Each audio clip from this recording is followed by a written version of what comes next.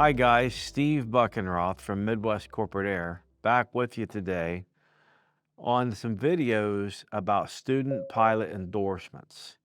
And it's always hard to teach things that people really aren't so interested in. And it's also hard to make hard things simple. So I'll do my best to take you through a nice summary of student pilot endorsements in a short amount of time. First, we've got to start with the advisory circular. So on my computer, I have the advisory circular. We have the new advisory circular 6165J. It came out, I believe, in October of 2024. Student pilot endorsements is where we're going to start with. So first, I'm going to scroll down here, and I'm going to take us to that student pilot endorsement section and see if we can't get this thing started with that part of it here. Here we go. Now, these are student pilot endorsements. They start with what we call Alpha 3. That endorsement is 6187B.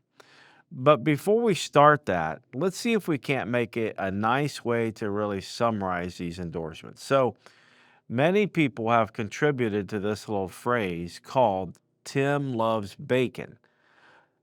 But we've now developed it into Tim loves bacon over pizza before their cross country or his cross country or her cross country, however you want to do it. So first off, let's start off with Tim. But what does the Tim portion really mean? Well, I've got that boxed in here for you on my iPad. And we're going to start in the T stands for TSA, and the I stands for IACRA, and the M for Med Express. So we'll kind of walk through that here and make sure you have a good feeling for this. So first off, if you're going to provide anybody lessons, you have to start by making sure we're compliant with TSA. So T stands for TSA. And in order to give somebody lessons, we have to start by making sure they're a U.S. citizen, or if they're a non-US citizen, that they're TSA compliant. They've received TSA approval. And if they are a US citizen, they have to be able to present you or me as an instructor with a passport or a birth certificate and a government issued ID. So again, US citizen, birth certificate and a government issued ID or a passport. Non-US citizen, well, they need to have TSA approval. We're not going to talk about the TSA approval. That's a whole different issue. But you got to have one of those two. Now, when you have approved somebody to give lessons to them, when you're ready to start giving them lessons, you have to do one of three things. And this is an area that a lot of people don't really understand real well, because everyone thinks you have to give an endorsement to somebody who is starting flight training. And one of the things I'm going to tell you is you don't have to do that. I'm highlighting on my computer right here. Alpha 14 says the flight instructor must keep a copy of the document used to provide proof of citizenship for 5 years, or make the following endorsement in the student's logbook and the instructor's logbook, or other record used to record flight student endorsements with the following. So we have three options when it comes to this. We can either copy their documents, their birth certificate and government ID or their passport, or we can put an endorsement in their logbook, which also says, we have to put the endorsement in the student's logbook and the instructor's logbook. This is why I never do the endorsement. I can't imagine how many endorsements I would have in my own logbook. Or I have to use an endorsement and some other record. I think a spreadsheet would be fine. But if you're going to go ahead and copy it, all you really have to do, and mind you, I go through TSA audits on a very regular basis. All you have to do is keep a copy of those records, passport or birth certificate, government issued ID. You do not have to issue an endorsement. If you choose to do that, or your school chooses to do that, that's fine. But I've been doing this a little while, and I've never gave an endorsement, And the auditors from TSA have always been just fine with that because I do have the records available. Now, the second thing we've got to do when we start somebody flying is we've got to go to IACRA. We've got to sign into IACRA for them, get them an IACRA account, teach them how to use IACRA, and at the same time, what we've got to do is get them a student pilot license. That's kind of a joint venture between the instructor and the student to make that happen. And then we also have to get them at some point before they solo out, sooner than later is a good idea. We have to get them, help them get a flight physical done and get a medical certificate. So we need to point them towards Med Express. That's the M in Tim. And on the Med Express, guide them to complete their application. I never look at it, it's not my business, but I tell them that how to, get in there and complete their application, and then help them get an appointment with an AME. So let's summarize Tim and the Tim loves bacon over pizza. Let's summarize Tim. T is for TSA, I is for IACRA, and M is for Med Express. Now, we use this phrase, Tim loves bacon. Okay, so here we go with the second part of this. Tim loves bacon. So BCN, what's this all about? Well, 6187B here. That's what we've got right here. And the 6187B is the pre-solo aeronautical knowledge test. All right.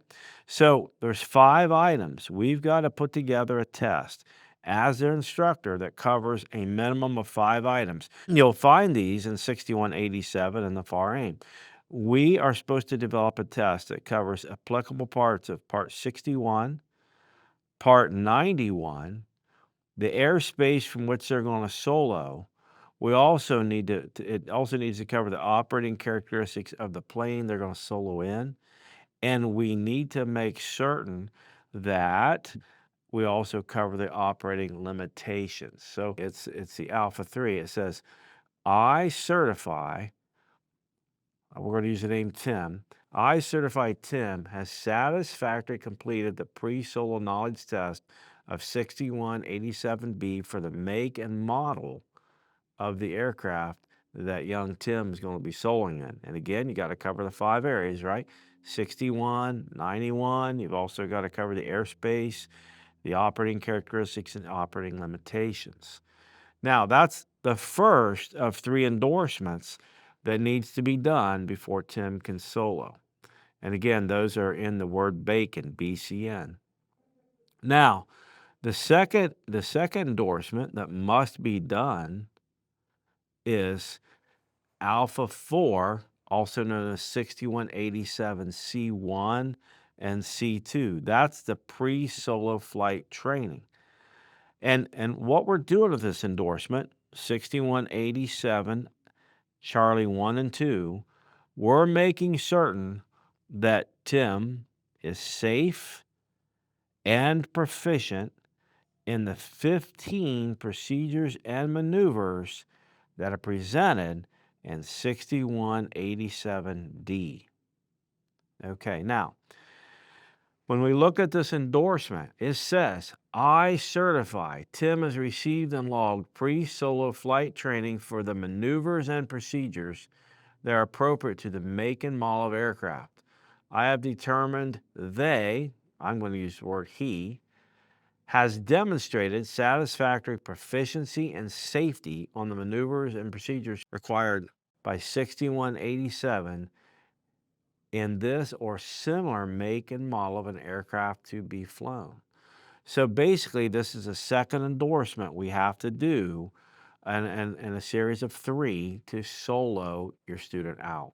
So again, Alpha 3 is a 6187 pre-solo aeronautical knowledge test, and Alpha 4, 6187 Charlie 1 and 2, is the pre-solo flight training. And again, you got to find them safe and proficient in the 15 procedures and maneuvers of 6187D. Now, the last one that has to be done before they solo out is right here on N, and it's alpha 6. It's a 6187N. It's the N in bacon. And the N says, I certify that Tim has received the required training to qualify for solo flying. I've determined he meets the applicable requirements of 6187N and he is proficient to make solo flights in the make and the model. Now, when you look at this 6187N, we need to understand that this is, of course, a solo flight for the first 90-day calendar period. It's good for 90 days. And you also need to establish the limitations. And just as a technique, you can put in maximum crosswind limit, you can put in ceiling and viz and winds, you can do a lot of different things. What I do to cover myself and make sure that nobody solos at a time when they probably shouldn't, I simply say they must receive written permission from me in the form of a text. Because now I can talk to the student. I can find out what they're thinking. I can understand if they have a handle on the METAR, the TAF, the MOS. Is the weather forecasted still to come, or have we done it already? There's so much conversation that can take place and so much listening to my student to find out what their thought process is. I can't imagine writing limitation that really covers it all. So again, I just simply say, must receive written permission from me in the form of a text. That way we both know they're up in the air. The other thing we need to take a look at too is you'll notice that every one of these endorsements, they all say, I certify that somebody has received. We don't certify that we gave. I don't know of any endorsement, I may be wrong, but I don't know of an endorsement that says, I certify I gave this. The endorsements say, I certify they received this. So now, to solo a person out, we go back, review real quick. We've got to do the TIM. We've got to make sure they're TSA compliant. They've got their IACRA done and a student license in their pocket, and they've got a medical. And now, as we move on through this, we've got to make sure they've done a pre-sol aeronautical written knowledge test. We've got to make certain that they've done the 15 maneuvers and they're safe and proficient. And we've also got to make sure that we've endorsed them for that solo and that we've went over the expected limitations with them. So now, if I carry this statement on, it's Tim loves bacon over pizza. Now, this O may not really apply because you may have no desire to give somebody a pre-solo flight training at night endorsement. Okay, so you can, if you choose, you can solo your student out at night on an initial solo. I'm sure it happens in Alaska, or you can give them some sort of a solo after that. But this one says, I certify Tim has received flight training at night on night flying procedures that includes takeoffs, approaches, landings, and go-arounds at night at the named airport where the solo flight will be conducted. So you got to train them at that airport. Navigation training at night in the vicinity of the airport where the solo flight will be conducted. The endorsement again is good for 90 days. So that 61870, that's your O in Tim loves pizza or loves bacon over pizza. Now, the pizza endorsement is 6187P. 6187P is a solo flight for each additional 90-day calendar period. And what we find sometimes is that this one seems to get lost in the woods a little bit. So if we look at 6187P, the Alpha 7 endorsement, let's look at what this thing says. We go over to the computer. I'm going to highlight this for you. It says, I certify, the CFI certifies that Tim has received the required training to qualify for solo flying. I've determined that he meets the applicable requirements of 6187P and is proficient to make safe solo flights in the make and model. Well, if you open up the FAR AIM and you read 6187P, you're going to look at this and read and see that you have to find that Tim is proficient in the 15 procedures and maneuvers. For whatever reason, they drop safe. I have no idea why it doesn't say safe and proficient. It just says proficient on this one. But in order to find them proficient, you got to fly the maneuvers with them. So you have to fly the maneuvers again.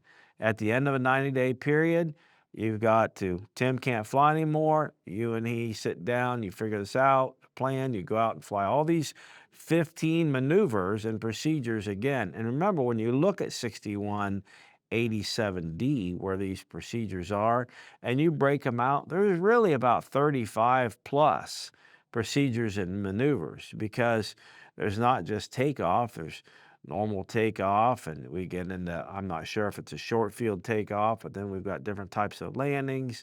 We've got maneuvers with flaps, without flaps. We've got stalls and various configurations. When you add it up, most people come up to around 30, 35 maneuvers. So you got to go up and do it again at the 90-day mark, and you got to make sure they're safe and proficient, even though it just says proficient here. And the CFI, this one gets missed a lot, must fly all the maneuvers with that student again. It's almost like a 90-day checkout or a 90-day flight review kind of. Okay, it says before his cross country. So Tim loves bacon over pizza before his cross country. Great way to remember it. Okay, so here comes the cross country portion. The Alpha 9 in the cross country, this one is another area that gets missed a lot. And I'll kind of give some examples of why that's so. So the 6193 Charlie 1 and 2 is an endorsement that says, I, the CFI, have trained my student to cross-country maneuvers. It says, when we look into it, we must train them, and they must meet the applicable requirements of 6193E. 6193E. My E looks a little bit like a C, so I'm going to make it bigger. There, 6193E is what we have to train them to. So, and this on check rides is one that's missed a lot. A lot of times I'll ask an applicant, what do you need to do to train that student so that you have met the legal requirements of training for he or she to go cross country? And again, it's 12 areas listed in 6193E. So here they are on my computer, maneuvers and procedures for cross-country flight training in a single-engine airplane. A student pilot who's receiving training from cross-country flight in a single-engine airplane must receive and log training in the following maneuvers and procedures. So you've got to make sure not only that you gave it, but these 12 items are logged in their logbook. Okay, so we'll kind of peruse them kind of quick here. You have to teach them aeronautical charts for navigation, pilots, and dead reckoning with a magnetic compass. It's not just going up and using an HSI or heading indicator. We have to teach them how to use a compass. So that involves time turns and so forth. We have to make sure that they know how to use the performance charts for the cross-country flight planning. We have to make sure they know how to procure weather reports and forecasts. Okay, got to make sure they understand their emergency procedures. What are they going to do if they have smoke and fumes?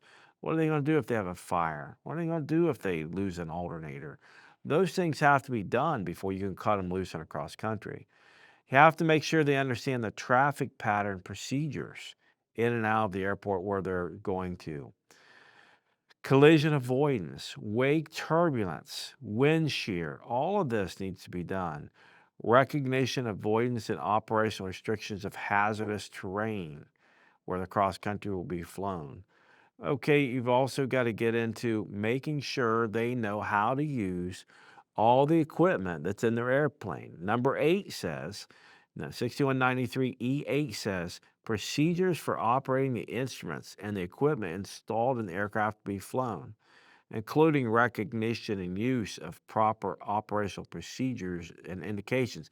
So, if their airplane has an autopilot, do they need to know how to use it? I think they probably do. I know there was an accident here a while back that it's believed that somebody used an autopilot, didn't know how to properly use it, maybe couldn't get it off. So we definitely have to teach it. If it's in the airplane, we've got to teach how to do it. Number nine, use of radios, VFR navigation, two-way communication. Number 10, takeoff, approach, and landing procedures, including short field, soft field, crosswind takeoff, and emergency landings. That has to be done before you can send them cross country. They've got to know best angle, best rate of climb. And here's one that's really important.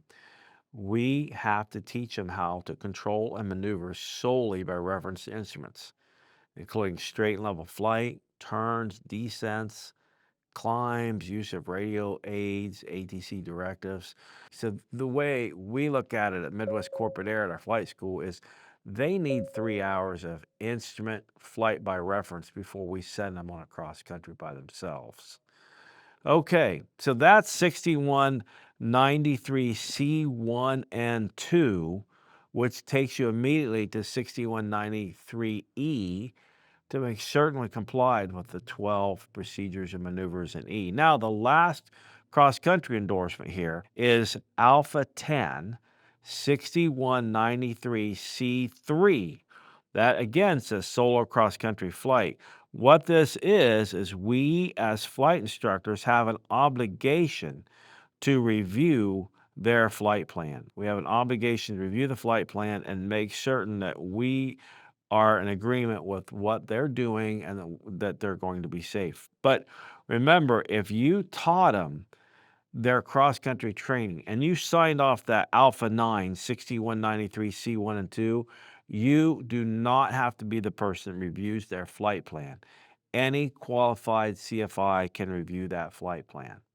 So let's do a review on this so far. We started with Tim loves bacon over pizza before the cross country. All right. Tim, TIM, TSA, IACRA, and MedExpress to a medical. All right. Tim loves bacon, 6187B, C, and N, the pre-solo aeronautical written knowledge test. Then we've got to do the flight training, the 15 procedures and maneuvers of 6187D, probably 30 or so of those really when you list them out. And then we've got to give them their solo endorsement. We then don't have to use 61870. Many people aren't going to solo someone at night, but there might be a time and place for it. Now, when we get into the over pizza, the 6187P, remember that's the additional 90 days. And every 90 days, if they want to fly, you've got to put that back out there. Okay, now they got to be proficient in the procedures and maneuvers. Again, every 90 days, I've got to show proficiency. Then comes the 6193 C1 and 2. They've got to be trained in the requirements of 6193E. And then, of course, for each cross country, they need the 6193C3, that endorsement for that particular cross country. Now, let's go into the other 4 student pilot endorsements. I call it the 2550BB. All right. Now, I'm sure there's other ways you might remember it better than me, but here's what they are. The Alpha 8, the 6193 Bravo 1, well, that's for doing solo takeoffs and landings at another airport, and that's within 25 nautical miles. So let's say in our case, we train at Bellefontaine, Ohio. We train at Wapakoneta, Neil Armstrong, Ohio, and in Urbana. If we want to send a student to one of those airports that's less than 25 miles, we have to make sure that even though we sold them in Bellefontaine and they might be pretty good and we're not worried about them going there, we have to make sure the flight instructor went with them, trained them to, from, and at that location and made sure they were comfortable and qualified. And only then can we give them that Alpha 8 6193B1 endorsement. Now, another endorsement, which I've only used one time, is the 6193B2 endorsement. That's for repeated cross country flight of not more than 50 nautical miles from the original from the point of departure. I used that one time when I trained a guy at our airport in his airplane, got him up to speed, flew with him a few different times back to his grass strip. He was then able to park the airplane at his farm and location, and then every time we went on to complete his training, this has been over 20 years ago, every time we went on to complete his training, he would call me up. We'd have the time. He'd tell me he's leaving. He would come here. We would do training with him in his airplane. When we're all done, he would go back home. But that's why we use that endorsement. It's for the repeated 50 nautical mile cross country, typically for training. Then the next two, I think I've only gave one of these and not the other, and that is solo flight in a Class B airspace. So if your student is going to go in the Class B, not under it, but in the Class B, you have to go do that training with them for them to ever go in and out of that Class B. And if they're going to land at a Class B airport as a CFI, you've got to go into the Class B with that student and then go ahead and land at that airport. So they're going to have both the 6195 Alpha and the 6195 Bravo, which also has roots in 91.131. So these are the four endorsements here, Alpha 8, 11, 12, and 13, that are not required to solo a student out. And we go back, we also have the fact that we do not have to do Alpha 5, the 61870 endorsement for at night. Okay, so for a final closing on the video, remember, Tim loves bacon, lets them solo out. Once you get the bacon done, now the O lets them solo at night. 6187 O, solo at night. 6187 Papa lets them go for a second 90-day period. And then 6193 Charlie 1 and 2, well, that lets them know that they're fully trained on a cross country, and 6193E is what we give them after we've reviewed each cross country. Thanks so much. I hope this video helps you out. You all have a great day. Bye-bye.